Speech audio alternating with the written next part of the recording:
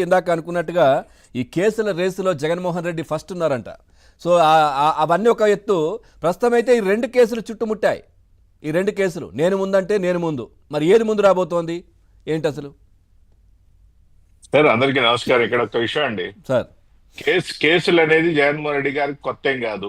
ఎందుకంటే ఆయన 10వ క్లాస్ నుంచే స్టార్ట్ అయినాయి కేసులు, కాబట్టి ఇప్పుడు కొత్త ఏం కాదు. కానీ అవన్నీ ఒక ఎత్తు, ప్రస్తుతం ఉన్నటువంటి ఒక ఎత్తు ఇవన్నీ కూడా అది ఓకే అండి. 10వ క్లాస్ నుంచి స్టార్ట్ అయితే ఇప్పుడు దాకా వచ్చినాయి. ఆయన చిన్న పోలీస్ స్టేషన్ దగ్గర నుంచి స్టార్ట్ అయితే అత్యున్నత దర్యాప్తు సంస్థ సిబిఐ దాకా కూడా వెళ్ళడం జరిగింది. ఇంకా పెద్ద పెద్ద స్థాయిలో చూడాలనుకుంటున్నాడేమో చూడాలి. మరి ఇక్కడ ఒక విషయం ఇందాకే మన సుబ్బారావు గారు చెప్పారు, చాలా స్పష్టంగా చెప్పడం జరిగింది. ఇక్కడ మాకు కూడా అదే సామాన్యులకు కూడా ఏంటంటే చాలా నివృత్తి చేయాల్సిన సిబిఐ మీద చాలా అనుమానాలు ఉన్నాయి.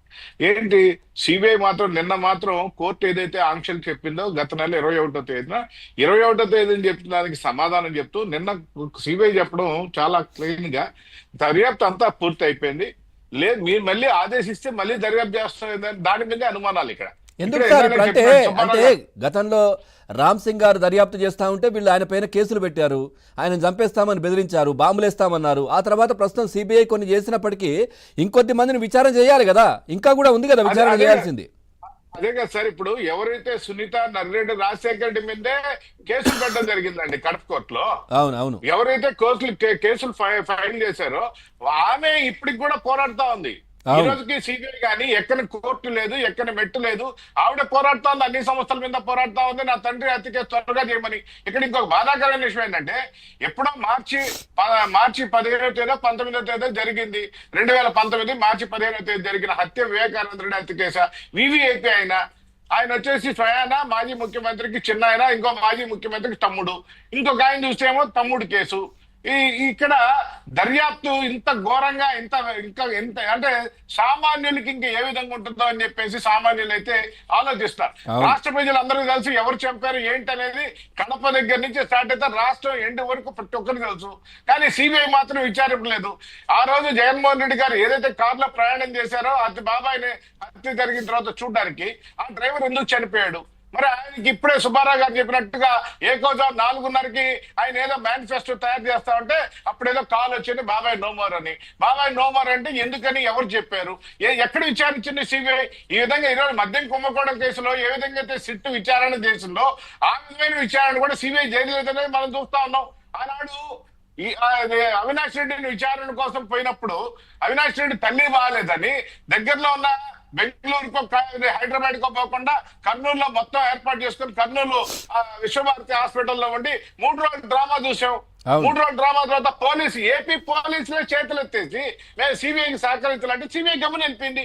అక్కడి నుంచి ఏ విధంగా విచారణ చేశారు, ఎవరెవరిని ఎంక్వైరీ చేశారు, సిబిఐ నిజంగా విచారణ చేసిందా లేదా అనే అనుమానాలు చాలా మందికి ఉంటే ఈనాడు మాత్రం కోర్టులో ఈ రోజు ప్రకటించడం నిన్న మాత్రం సిబిఐ దర్యాప్తు అయిపోయిందంటే ఎవరిని విచారించారు?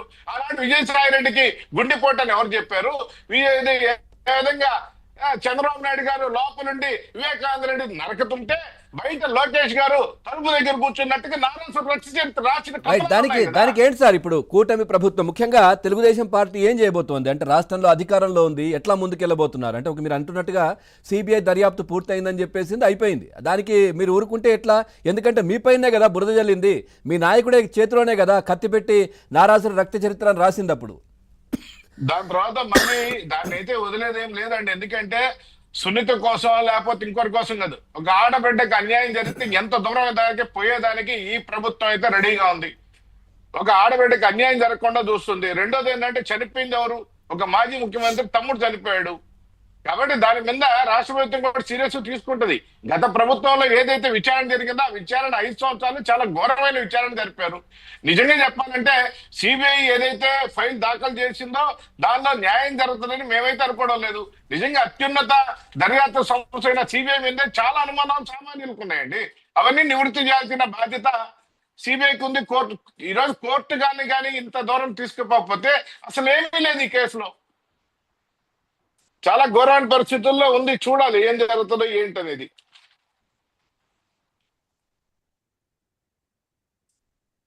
కృష్ణవేణి గారు నమస్కారం. సార్ నమస్తే అండి. మేడం మనం 6 పవన్ గారు, మీకు సంవత్సరాలుగా ఏబిఎన్ వీక్షకులకి నమస్తే అండి నమస్కారం. నమస్తే అండి 6 సంవత్సరాలుగా మాట్లాడుకుంటున్నాం. మరి ఎప్పుడు కొలిక్కి వచ్చేది? ప్రస్తుతం అయితే ఇప్పుడు దర్యాప్తు ఏదైతే దీనికి సంబంధించి ఎంక్వైరీ పూర్తయిందని చెప్పేసి సిబిఐ కోర్టుకైతే చెప్పింది, సుప్రీంకు. సో ఏం జరగబోతోంది ఎప్పుడు మరి? ఎందుకంటే కీలకమైనటువంటి ఇద్దరు వ్యక్తులు జగన్మోహన్ రెడ్డి గారు, భారతి గారు, వీళ్ళని ఎప్పుడు పిలవబోతున్నారు? ఎందుకంటే వాళ్ళు ఏదో తప్పు చేశారని మనం చెప్పట్లేదు, కానీ వాళ్ళకి ఎట్లా తెలిసి ఈ విషయాలను అయితే పిలిచి మాట్లాడాలి కదా.